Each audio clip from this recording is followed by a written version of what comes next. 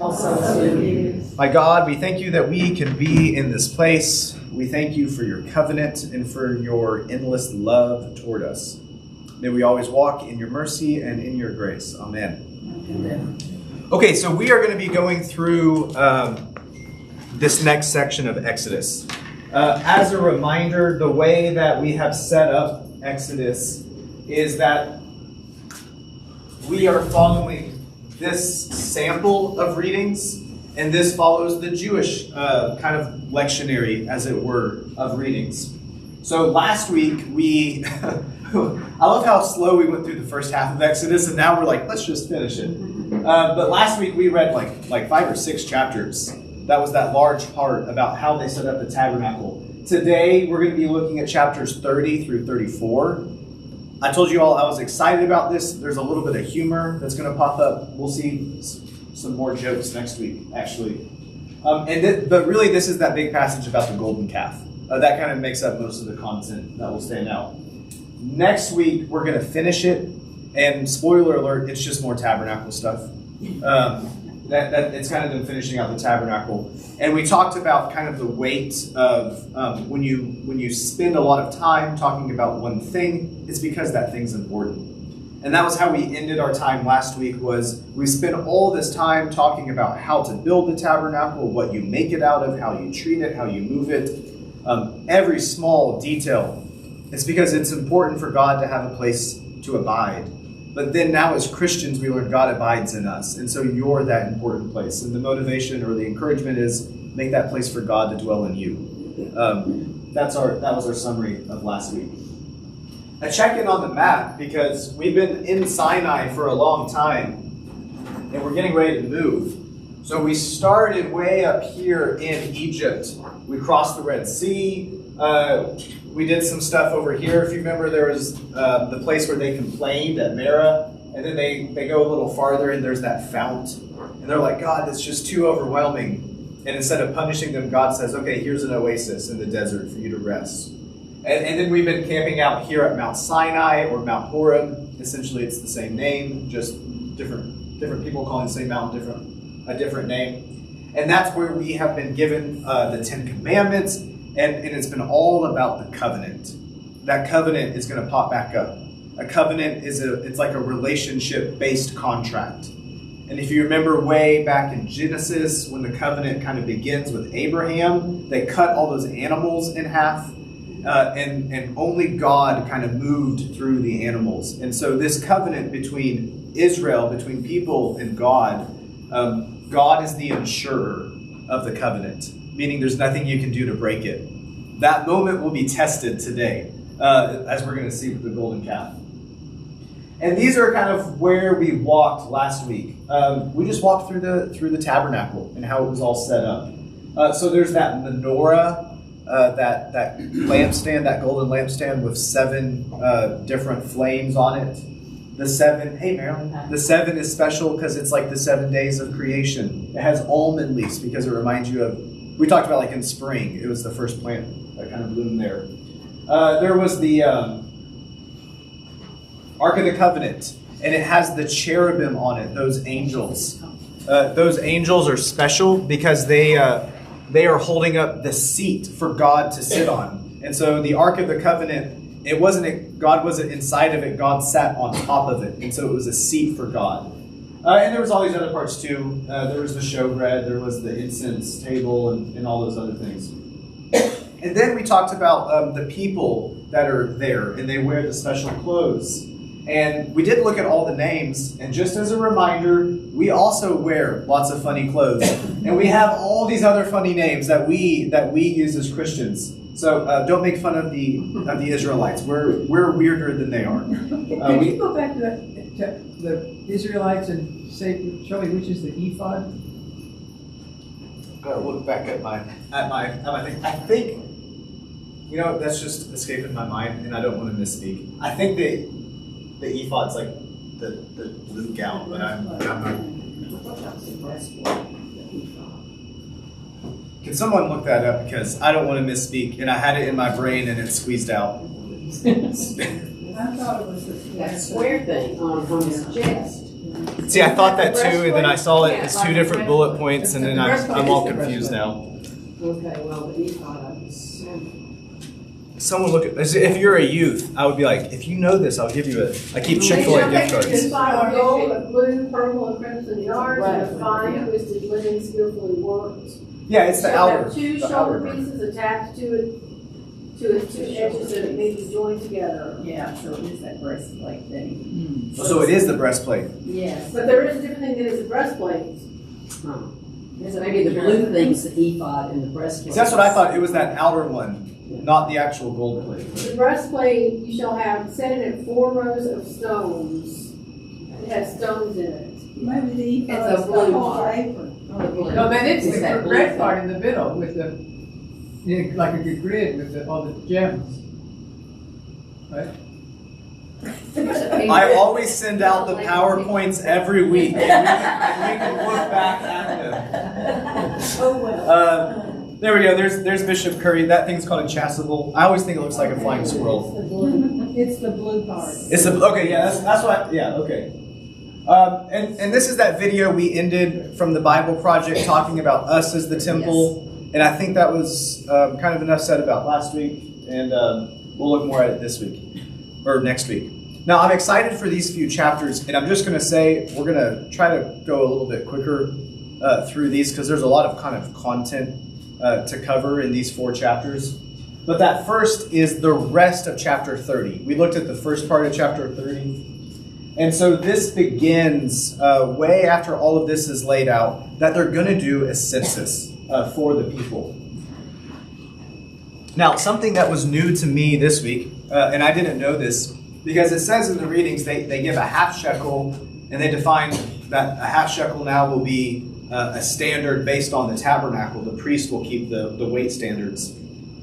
And they say it so nothing bad will happen to them. And I didn't really know what that was about. So there was an old ancient Near Eastern kind of superstition that when you count your people up, kind of when you do a census or a registration, that you're almost inviting bad luck upon you. I am curious if that has to do that when you're about to go out to war and you need to know how many people to fight, you would do a census to see who to kind of conscript. And then you might lose that battle, but at least some people will die. I'm just really curious if that's kind of some of how this got connected. But then that's kind of when they do this census, they pay God off essentially with the half shekel. And it's almost like a prayer, but they're saying we're not just doing this census for us and to go to war. We're doing this as a holy act, and all of those coins will then go to the tabernacle or the tent of meeting. See, I looked at it totally different. I looked at it as a way for the priests to tax the people to fund themselves. Well, there's that too, but it's for the tabernacle, okay? So the fancy garments. To pay the bills. Yeah. Are you saying it's the pastors that made up the tithe? The next thing that they kind of dictate is this bronze basin. So if you remember the way that the tabernacle is set up, there's that, when you enter it, you begin with the burnt offerings that are on the outside. And then there's the actual tent. But in between that is a water basin. In a lot of ways, it's like our baptismal font. So you do the ritual cleaning before you go in. The water basin is made out of bronze. And if you remember, we talked about last week, gold and silver are kind of the more sacred metals. Bronze is a lot more durable. And so if it's something people are going to be touching a lot, you make it out of bronze. But it's an in-between place before you get into the really, really, really sacred space. And they would do their ritual cleansings in that water basin. Don't the Muslims do that? They have I to think wash your hands and feet before you go. And that's something that we do as well, like with the baptismal font. And water for a lot of cultures represents ritual cleaning. Even baptisms, that's not a Christian thing. It wasn't even just a Jewish thing. Lots of cultures do stuff like that. That water represents cleansing, and so it's something a lot of traditions will do. The last part that's kind of set up for finishing chapter 30 is they talk about the anointing oil in the incense. What's just really cool to me is that if you want to know what it smells like, we can do that. We could make an incense blend, and we could smell what they smell. I think that's really cool. And they do the same thing. We get a formula for the anointing oil that they're going to use and the incense that they're going to use. But this oil and this incense is sacred for the tabernacle. And so it's not to be used on normal people. So, if there's a new king, they might pour oil on their head. They didn't have conditioner back then. So, anoint that oil kind of makes you, it's moisturizing. And it's also, it's expensive. So it represents, you're wasting it kind of on yourself. And so it's this act of extravagance. And that incense is something that represents our prayers rising up to God. And they do these in sacred moments. These are only for the most sacred of moments. They use it to anoint the altar, only to anoint the priest. I guess the priest made it up and they liked the way it smelled. If we'll take John's skepticism or cynicism, I guess. And there's some things that these remind us. This blend laid out here was to be used by Israel forever. As a perpetual ordinance is how it describes it. And it reminds us about God's perpetual sanctity and how we always worship God. Is the baptisms that we do nowadays, is the child or individual, is there oil?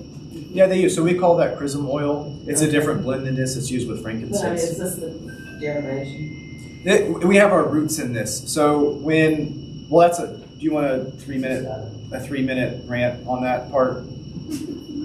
Sure, we'll do that. So in the book of Acts, there's 2 signs that are given at conversion, essentially, when someone's moving into the Christian movement.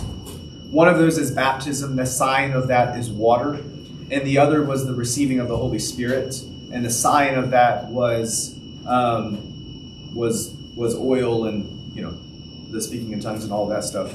And so those 2 signs kind of became associated with your introduction into the Christian movement, whether as a child or adult, whichever that is. And so in the Eastern Church, they really wanted that oil to only be applied by the bishop. And so, they really wanted that oil to be connected to the baptism. I said that backwards. And so when they baptize, they also chrism. And so that's what they do to babies. In our tradition, we mix the laying on of hands with our confirmation as a separate act. I mixed the way I said that. Yeah, the oils with the baptism. In the East and the West, they do it different with the hands. That's what happens when I get off my PowerPoint. Oh my gosh. That's there. I feel embarrassed that I need to clarify what I said because that could be confusing. So in the East and the West, they really wanted the oil to be there at the baptism. But they really wanted the bishop to be the one who does the laying on of the hands and that receiving of the Spirit. So we made our confirmation happen at a separate time. Because they used to all happen together. But as churches got bigger, the bishop couldn't be there for all the time. And so, we get our oil from the bishop, and that's what we put on. They do the sign of the cross at the end, the chrism oil. They also use that, when I get a new icon, I'll give it to one of the priests to kind of sanctify, and they'll put that chrism oil on it. In the East, so the Orthodox Christians, they will do that laying on the hands and the Spirit prayer all at once. Where does the bishop get the oil? I feel like I remember being told that the oil, all of the oil dates back to the same oil that Jesus was anointed with. And so we still get they'll put a drop of the oil in our oil and it makes all of it holy. So we all use the same oil. That's probably not true, but if it makes you feel special, we can believe that.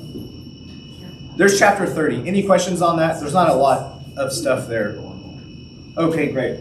Let's move into chapter 31. So there's these 2 funny names, and this is really special. And I'll just point out this quilt thing. This is based on a medieval style, but it has them making the quilt. I have this is the full picture of it. I thought this was a really cool picture. It took me a long time to find a free version of it. So this is the picture of the quilt that you can buy. It took me a long time to find one that wasn't really small or have stuff over it. I just really like this picture. So there they are making the Ark of the Covenant. There's the tablets in there and everything, and here they're making some other things. But God names these two individuals. Bezalel is the first one. He is the master of the art, and then the Oliab is his assistant. And so they're chosen by God and filled by the Spirit of God for this work of crafting the metals, of even making the garments for the priest. And it gives a list of all the different things that they're going to kind of craft together, which is just all the stuff that's in the tabernacle. And what's special about this, and if we remember back to the people of Israel, it wasn't that the people of Israel were special. And so when God said, I'm going to make my covenant and do this work in the world, God didn't look around and say, which people would be best for this? God made a new people and filled God's Spirit with those people and sends them out into the world. And that's kind of what we get with this idea here. God fills God's own Spirit in them to do this work. And I think that's kind of special. When God calls you to do a work, God will give you His own Spirit to fill you for that work. And so it's not about like, well, what if I mess up the metal? God will be there with you. And I find a lot of encouragement in that. And we also get this idea that the craftsmanship for the altar, for the tabernacle, for the water basin, for the garments, these are all sanctified. They're all special moments. They're all entwined with the Spirit of God, even in the work of making them. And so here again, we're seeing the worship of God is important, and we're seeing that. But I really do find encouragement in that idea. When God calls you to a task, God will be there with you. And so if you feel like God's calling you somewhere, don't be scared. God's always there with us, and God will fill you with His Spirit. The next part that we see in chapter 31 is this idea of Sabbath law. I spent way too long trying to find a good picture, and I just gave up trying to find a picture of Sabbath.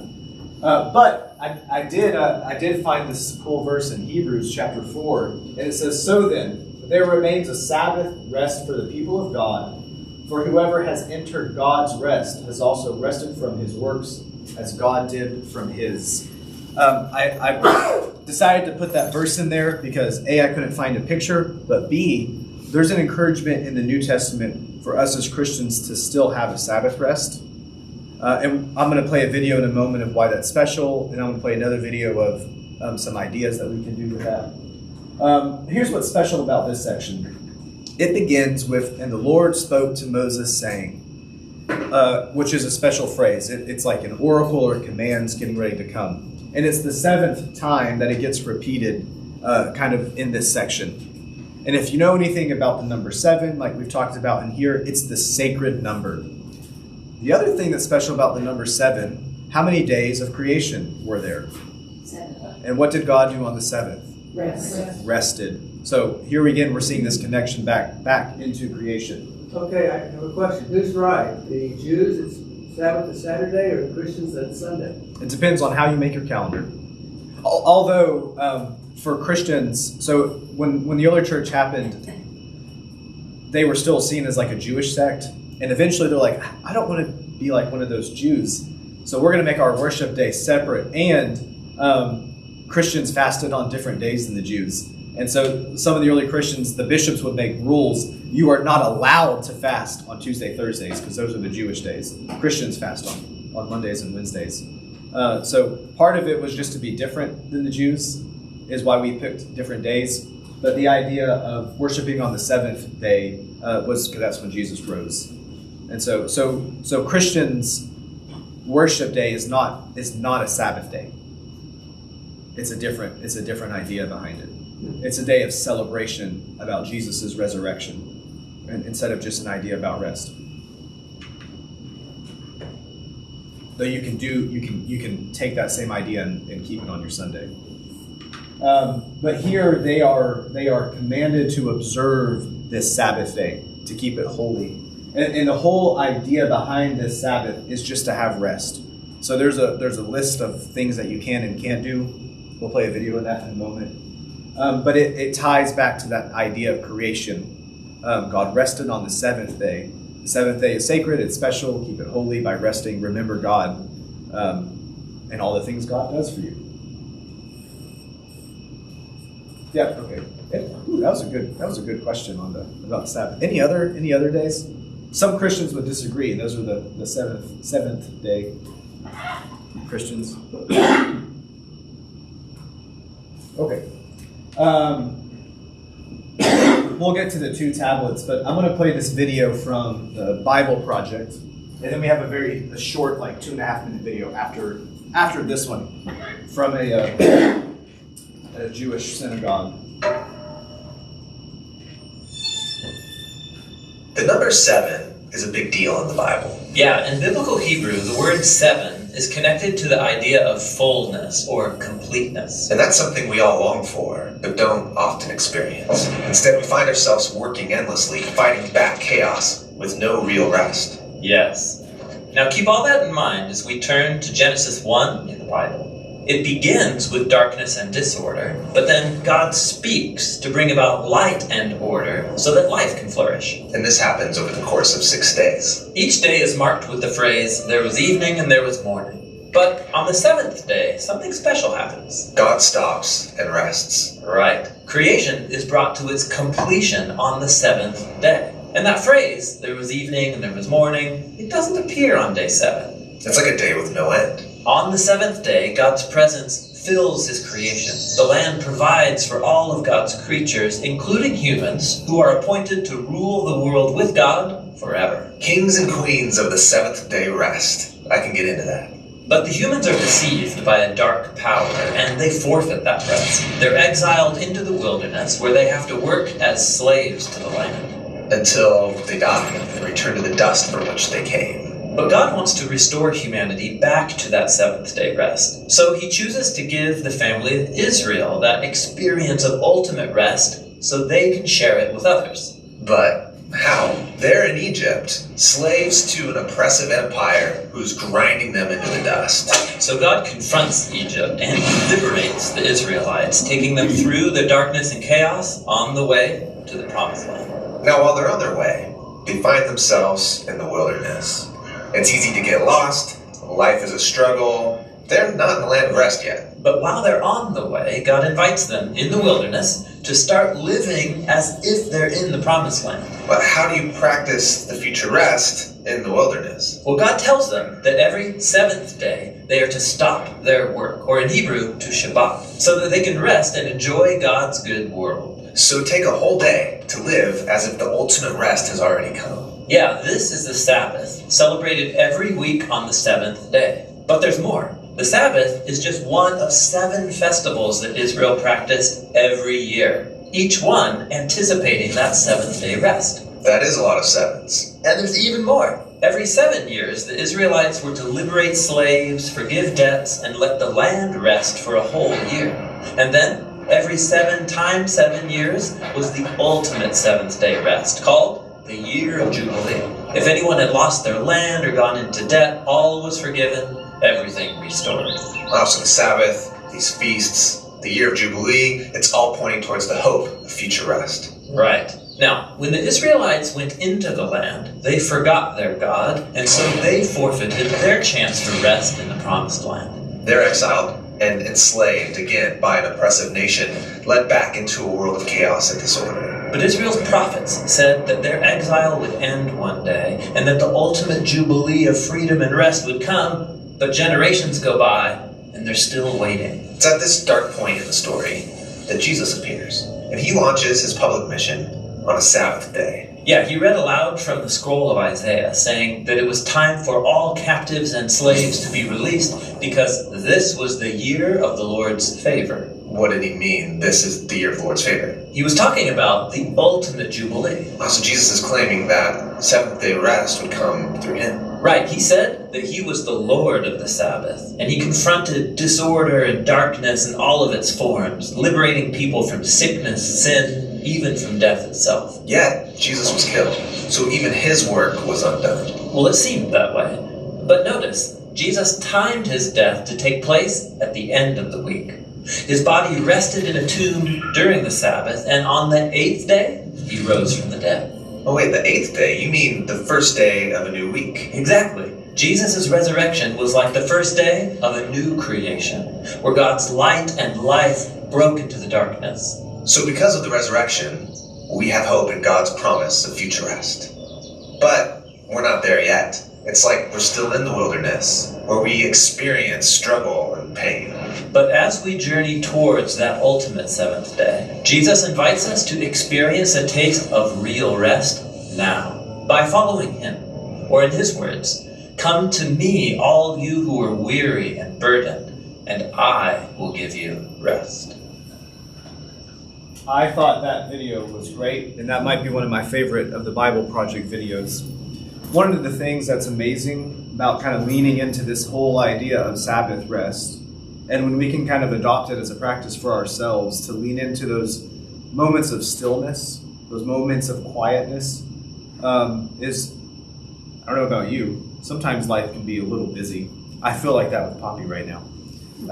But when we have those moments of quietness and stillness, we remember the kind of life God invites us into and this kind of future promise God has for us, and that we get to share with other people. Is there's this idea that not that one day we won't get to do good work anymore, but one day like we'll get to live into rest and it'll be easier, sort of idea. I think that's a beautiful picture. Anything that stood out for you in this video or questions about it? So what would that look like if they finished? That our next video is how Jews would celebrate their day of rest. I think that can look like different for different people. Did any of that sound like eternal rest? That's what I was just referencing right now. Yeah.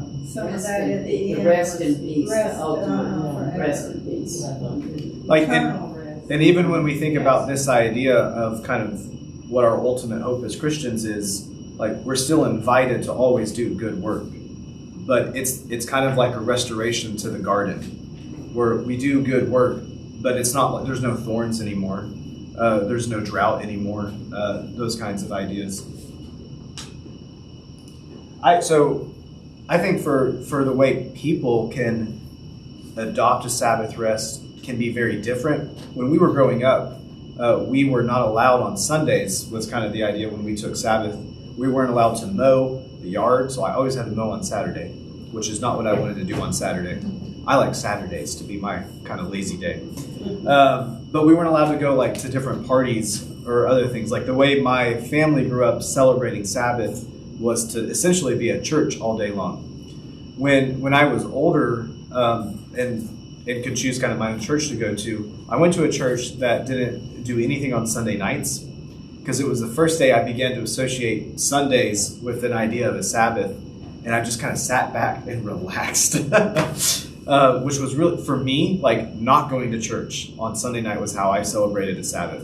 Because sometimes you can do too many things, and your own rest is important, and so you can be selective for what you kind of dedicate yourself into. I'm curious for others what ideas of Sabbath might be for you, or ideas of rest might be for you. I grew up and we visited friends on Sunday. Okay. Family. We didn't work, but we visited. Yeah. Was that restful for you or stressful for you?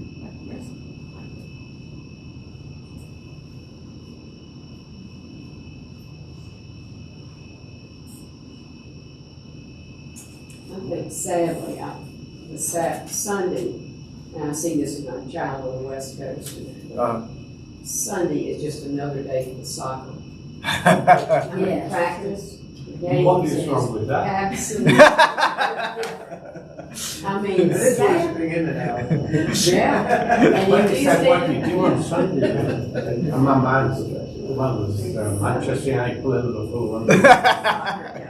Any athlete is seven, and I said this to my daughter, I said, Sunday's just the seventh day of the week, it was just another, has become just another day of the week. With young families and all, and she said, but Mom, if you tell the coaches or wherever my child does not do that, then, don't bother to, sign up. I mean, So what impact has that had on Oh, our it's sad. society? Well, that actually brings up a really great question. So if we go back even like 100 years or 200 years, we have a lot easier of lives now, and we have free time. And so like playing soccer, even though it's athletic, that is an act. It could be, not for me. I don't play soccer, but it could be an act of rest. I like to go hiking. That's something I find really peaceful and fun. But because I don't want to be around people when I'm kind of want to rest or recuperate. So for me, going hiking and then there's this rock. There's like a bluff, and I can go underneath it and just kind of sit there and let my dogs play in the water. That for me is a lot of fun. But even like if you think 200 years ago, back before we had a lot of machines to help us out with stuff, your day might be a lot of day of working in a field and then like scrubbing your own dishes or scrubbing your own clothes type of thing. And when your clothes break, you got to weave new clothes or bind your own shoes. And that was every single day of the week sort of idea. So I think Sabbath can look quite different for different people. You said about visiting? Oh, sorry. I was going to tag on to what Brenda said.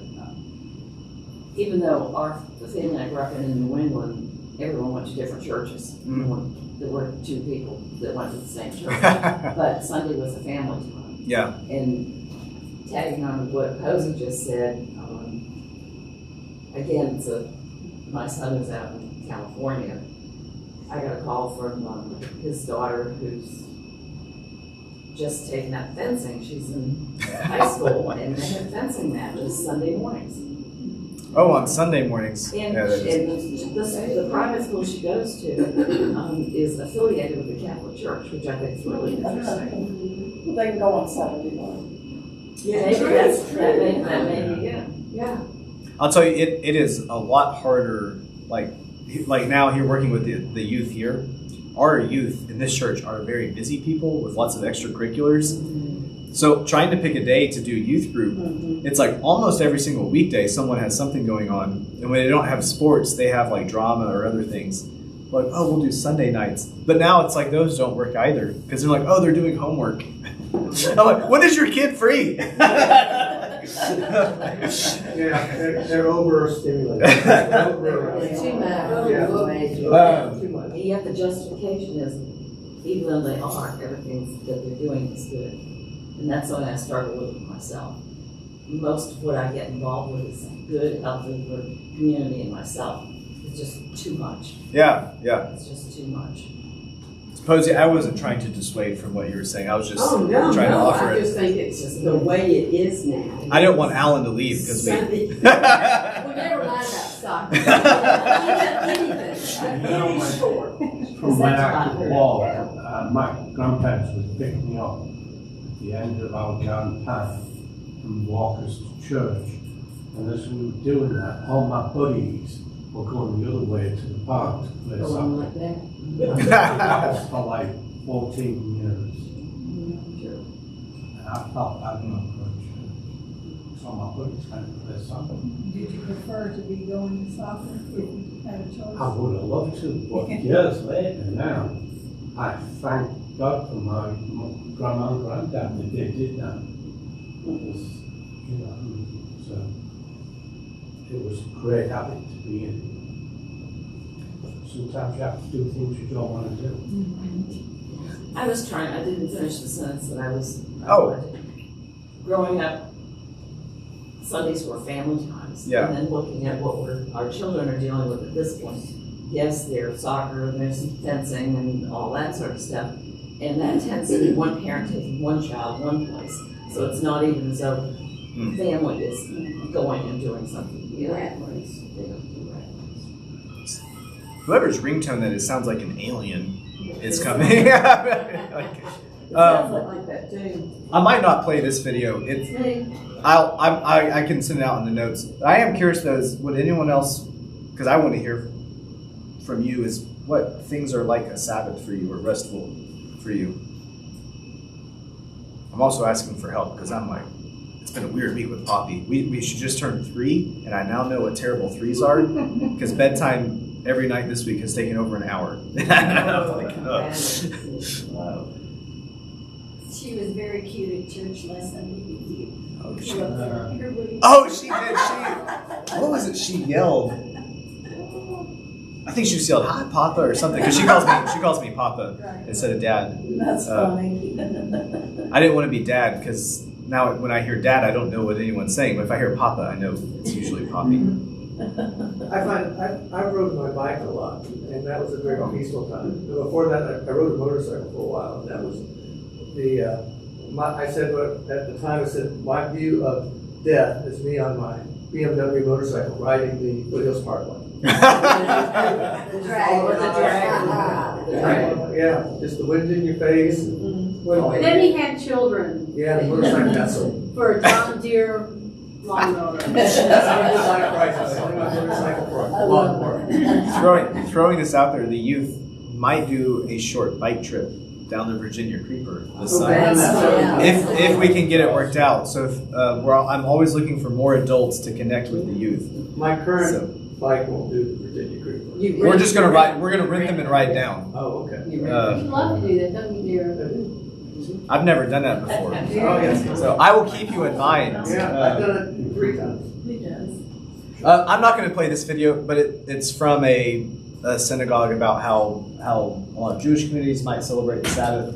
I'll send it to go out if you want to watch it. Thank you for talking about Sabbath with me. This chapter spends most of it kind of talking about this idea of Sabbath and about the 2 people building the tabernacle. And then it ends at the very end, and it's about God kind of inscribing on to the tablets the 10 Commandments, or the Decalogue, as we have said it in here. I have to say, I didn't realize the first commandments were broken.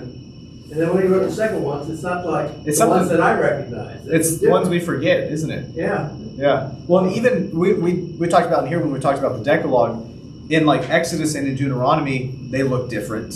And even the way people organize them. So there's a lot of variance in how we get our 10 Commandments. Even, it just depends what chapter did you look at, and then how did you organize I it. felt sorry for Moses because there was a lot of writing that had got on one of those stone tablets. I guess God put them on there. Both sides, they had to be full and tiny print.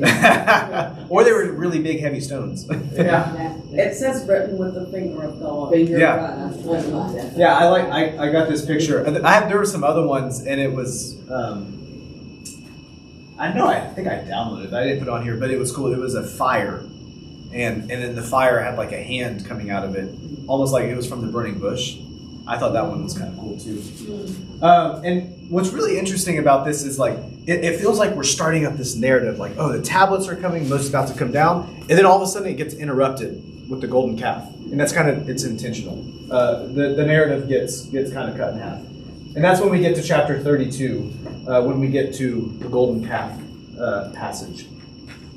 So here, Moses is up on the mountain for 40 days and for 40 nights. And the people come to Aaron and they're complaining. And so Aaron has all of them give him their gold. They have a lot of gold because they just gave a lot of gold for the tabernacle. We talked last week, it was like 20,000 pounds of supplies and everything. So, I mean, these people they had a bank they were carrying with them, I guess. And so here they come together and they melt it down, and Aaron makes a cast for it, and they make this golden calf. Now, I referenced some of this last week, is that they weren't actually worshiping the cow. The cow is like that mercy seat with the cherubim. It's where God would sit on. And so like later in the Old Testament, when there's like Israel and Judah have split, and there's a temple in the south, and they make the 2 other worship places, and they have calves there. It's places God sits on. So they're not actually making a god, they're making a place for God to sit and to ride on into battle. And cows represent 2 things. One is strength, and they also represent fertility. And so without getting too like kind of into the Hebrew, when it's describing them kind of getting restless or having a party or them dancing, it's kind of like a giant orgy is going on, both with the people and with the cow that they have made. And so when Moses gets really angry because he hears about them making the calf and he's upset, then he comes down and he sees it, and that's when he's like, oh my gosh, and loses it. You can kind of understand why. But if it's meant as the mercy seat, why did it anger God? So the Ark of the Covenant was the mercy seat for God to sit on. thought you said the golden tablets. It's like that. It's so like the mercy seat, they didn't make God, they made a place for God to sit on. And now they're making a calf for God to sit on. And God didn't instruct them to make a golden calf, but He did instruct them to make that. The mercy seat. The Ark of the Covenant. I was surprised that Aaron was the one that made the calf. Yeah. Because he was a good guy, and I thought he was kind of would have been in control of the people while Moses was on the mountain. And there he is doing, to me, making the calf was not a good thing. Oh, it's a bad thing. Well, We're So I was surprised Aaron did that. and I think that's one of the things I really appreciate about the Hebrew Bible is there's not good people and bad people. There's just people. And they do good things and they do bad things. And it's a good reminder for us. One, it comes as a warning. Like, Aaron was the leader, and I mean, this might be the biggest mess up he's ever going to have. But God still uses him. So, like, there's both a warning for you and there's hope. Like, I can mess up, but God still loves me and God can still use me. And so I think that's one thing I like about the Hebrew Bible. He's human. He's human. Yeah, he's just a person. Yeah, he's a human, just like. Because that can be, it can be overwhelming. To try to just be perfect all the time. Although you should aim to be good. It's not, yeah. So then we come to this next section. Moses is up there on the mountain, and God's like, Moses, you got to get down there. This is going on. And I'm going to wipe them all out and start over. And Moses begins to plead with God. No, God, no, God, no, God. And if you look in the text, some of the words that he'll remind God, he reminds God of the covenant, which especially says, God, remember this covenant, and begins to kind of reason with God. If you wipe out all of these people, then your name will be less, because the Egyptians will say, you lost your people. Also, before I forget to say this, God has always said, my people. And this one he says, Moses, your people. And that's harsh. And you might not have noticed it when you read it, but when you pay attention to it, it's like you can hear the hurt kind of with God, because this is like a marriage pact, and they have just broken that marriage pact. That's like when parents say, your son. Oh, yeah. I may have said that this week about Poppy. Moses reminds God about the promise, about the covenant. Oh, that's what I wanted to say. And then the other thing, and I thought this was cool, and I have never picked up on this before, is you know how like God told Abraham, I'll make you a great nation. And we noticed like Abraham was a pretty proud guy about himself.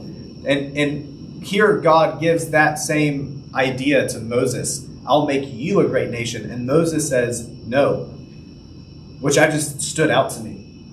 Is like Abraham's like the patriarch. Moses is a leader, but he could have been another patriarch, and Moses says no.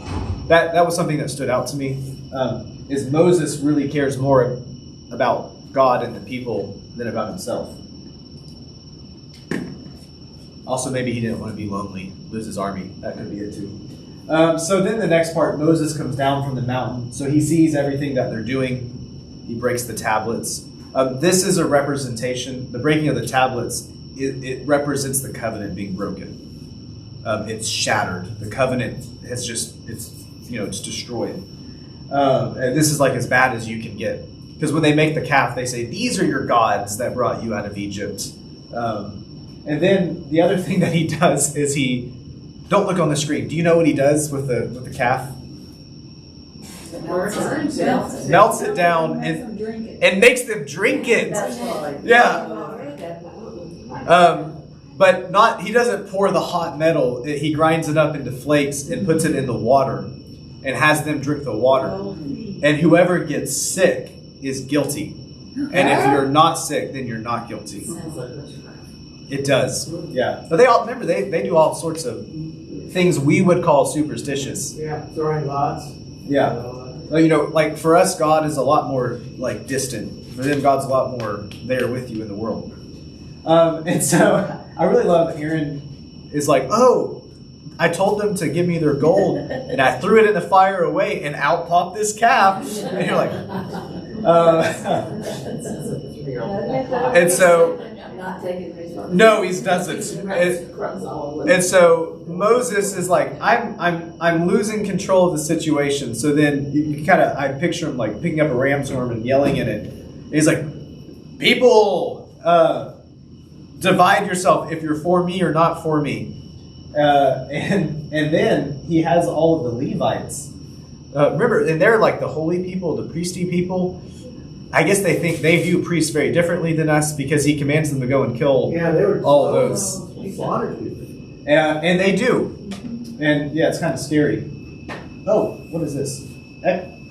This is a commentary I wanted to just quote from it. So Exodus 32 is a complex and dramatic chapter that deals with themes of faithfulness, idolatry, leadership, judgment, and mercy. It underscores the fragility of the Israelites' commitment to God and the importance of steadfast leadership and intercession. The incident of the golden calf remains a powerful story about the consequences of turning away from God and the enduring need for atonement and for reconciliation. Let me come back here. I think there's one more thing I wanted to say on this. Moses ends up pleading for atonement, and there's kind of a weird ending to this incident because God is like, okay, we'll move past this, and we're going to go ahead and move into the promised land.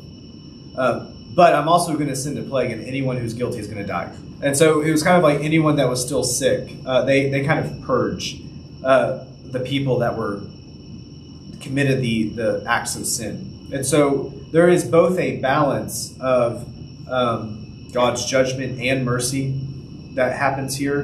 And it's to tell us that the worship of God is serious.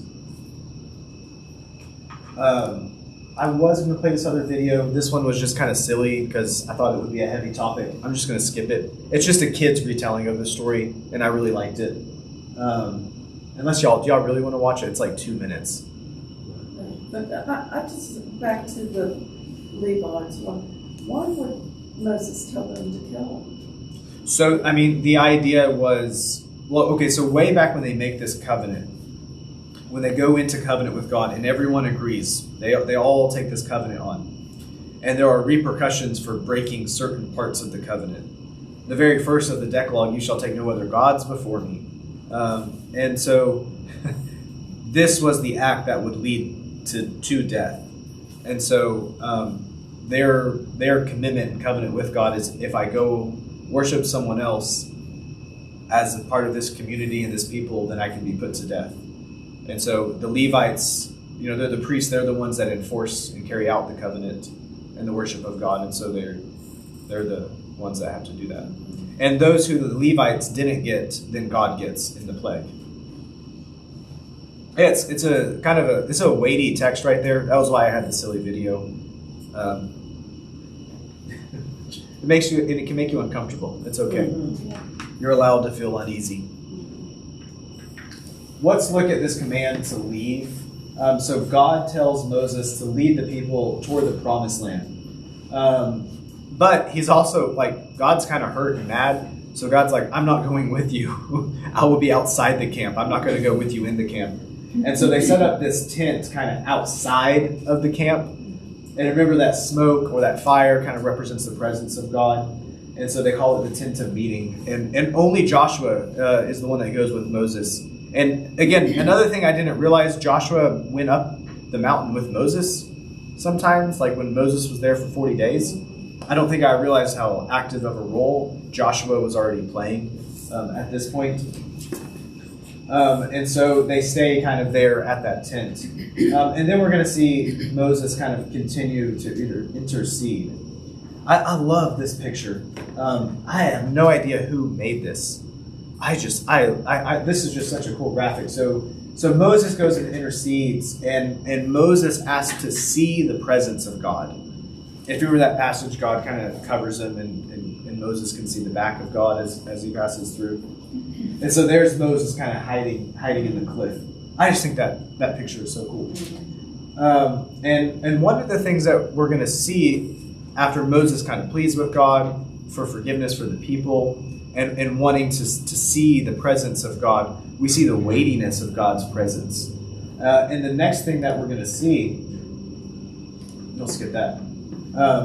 is the shining face of Moses. And I'm really excited to get to that part. I'm gonna skip this. I'm gonna come back to it because I want to get to Moses' shining face. There's this idea that when you encounter God, people notice. And I think that's one of the things I love about this passage, as well as some other parts. But like Moses meets God and is forever changed, and everyone can notice it. And so I think just like a good devotional question to ask is, do people notice that you've met God? And then you can kind of ask, maybe my face isn't going to shine, but it might change me in other ways. But it might also change your face. Like, I know for me, when I'm reminded of those moments that God's with me and I'm in the presence of God, like, there's something lighter about my face. Because, like, I know I'm not alone. The world's not as scary and it's not as hard. And so it's just a good question to kind of ask. Do people notice that you've encountered God? Or do you notice that you've encountered God? And then taking a step back into chapter 34. So Moses had destroyed those tablets. And so God kind of instructs Moses to make some new tablets. You get the idea that God sort of helps him out, at least with remembering them or something like that. And then there's this passage about the covenant being renewed. And so God was angry. God was very angry and hurt, but God renews this covenant with the people. And I'm just going to read this passage. So it's Exodus 34, verses 6 and 7. The Lord passed before him and proclaimed, Yahweh, the Lord, a God merciful and gracious, slow to anger, and abounding in steadfast love and faithfulness, keeping steadfast love for this 1000th generation, forgiving iniquity and transgression and sin, yet by no means clearing the guilty, but visiting the iniquity of the parents upon the children and the children's children to the 3rd and the 4th generation. When you read this, how does this make you feel?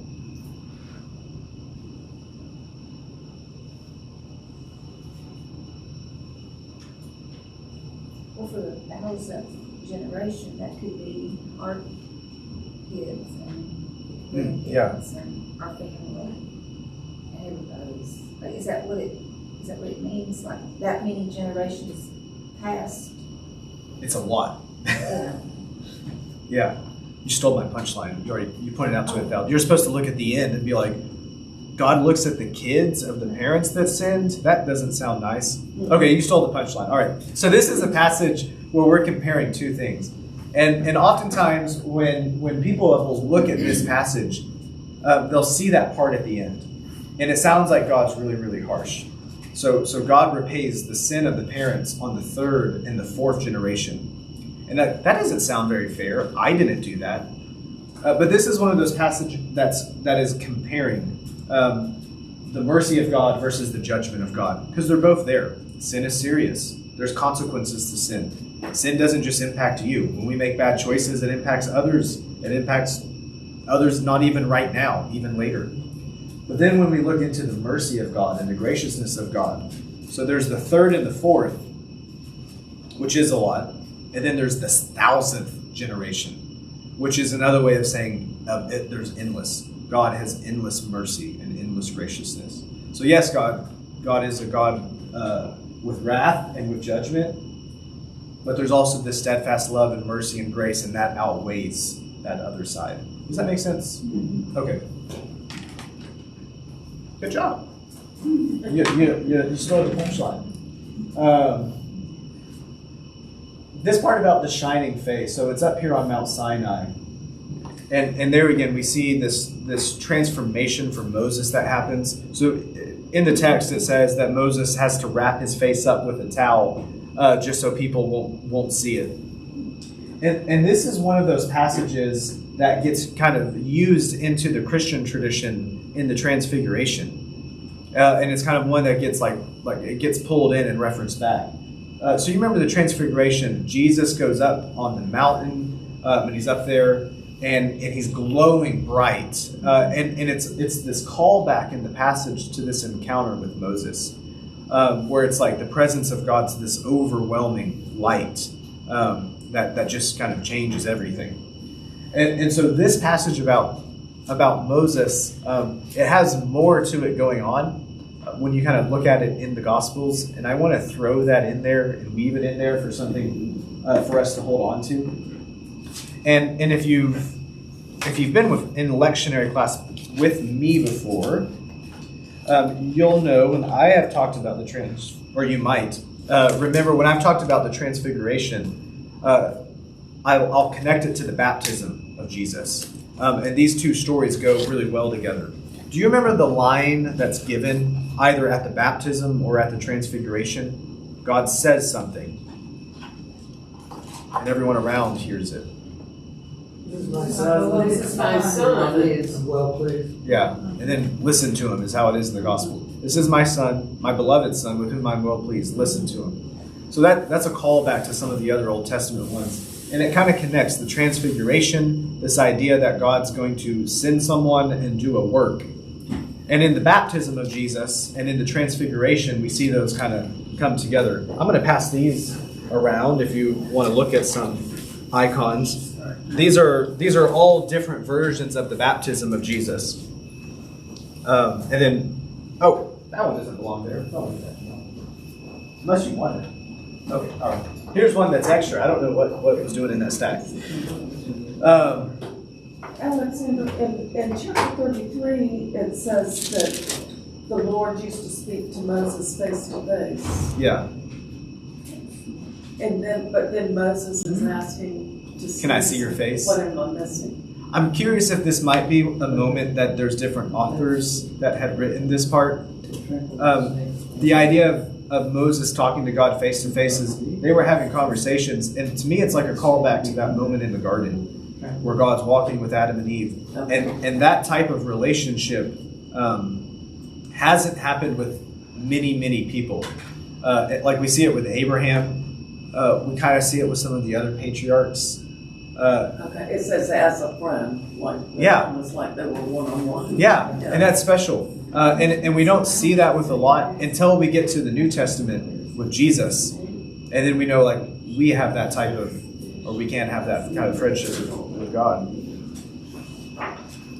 Was I going to say something after this? No, I wasn't. Okay. I guess I really want to talk about the Transfiguration and the baptism.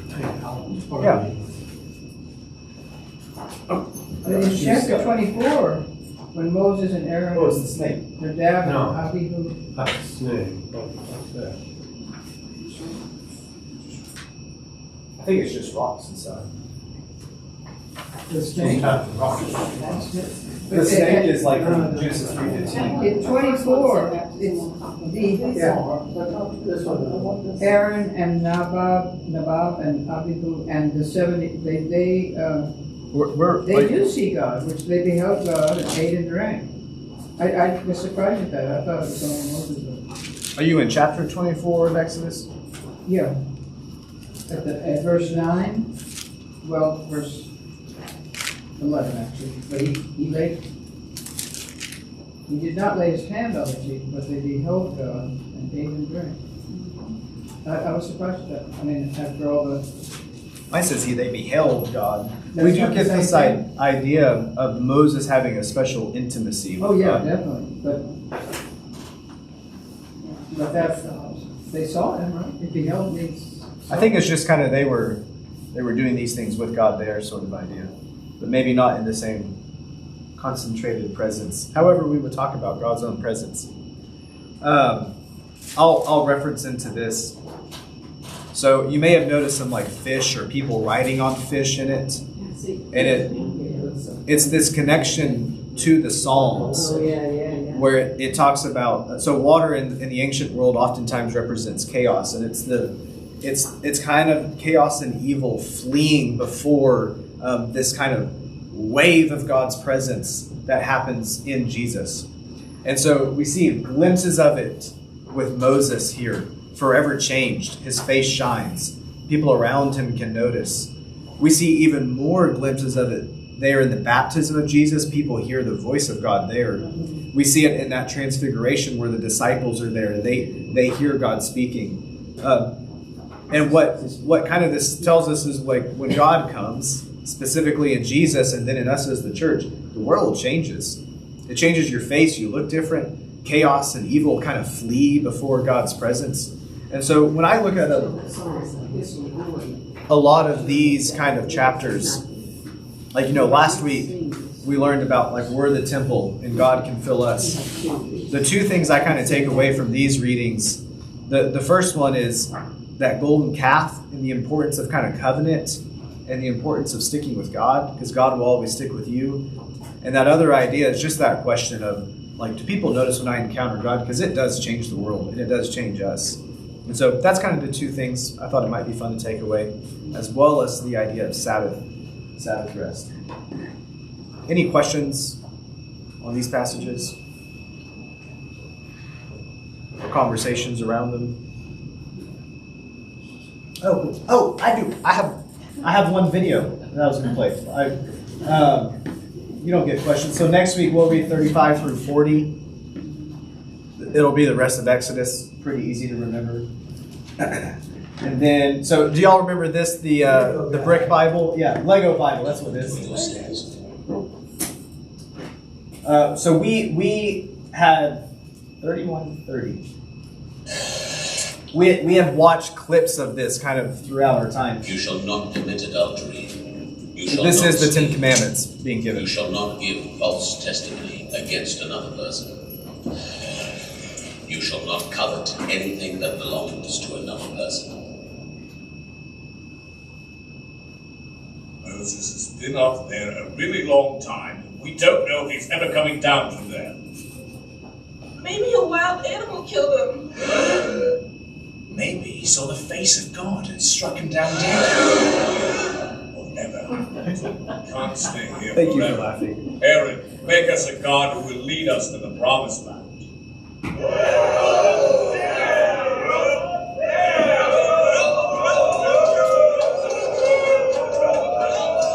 Listen to me, everyone. Get as much gold as you can and bring it to me.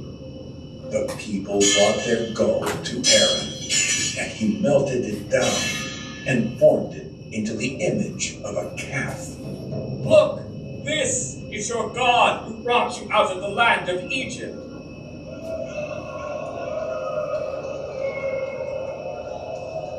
You shall not have any other God but me. You shall not make for yourself an image or idol of any kind. We worship you, O God, with sacrifices.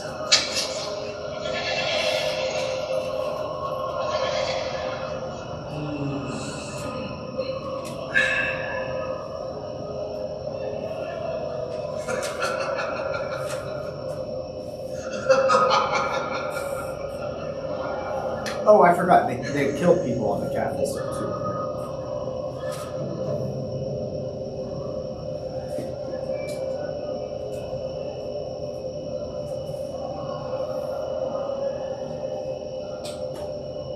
Moses, go down to your people whom you brought from Egypt.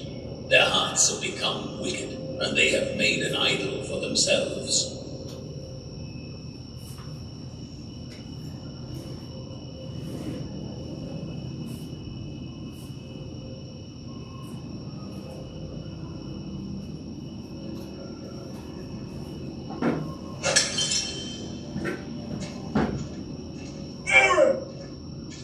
What were you thinking? You know how these people are. They came to me and said, make a God for us who will lead us on from here. They brought me all of their gold. I threw it into the fire and gave this calf. Aaron, prepare the people to dedicate themselves to the Lord. I am going back up on the mountain, and maybe I will be able to convince the Lord to forgive you.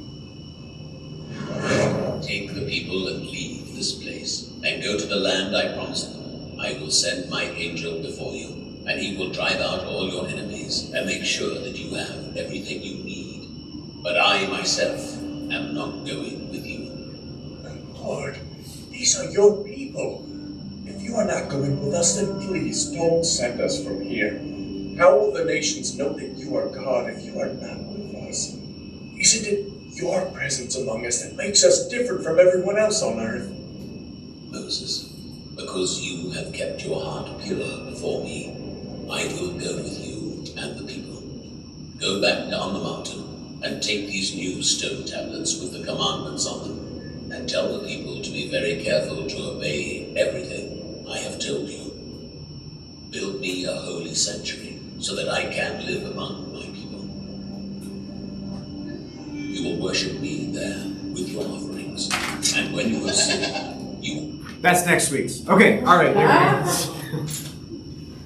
go.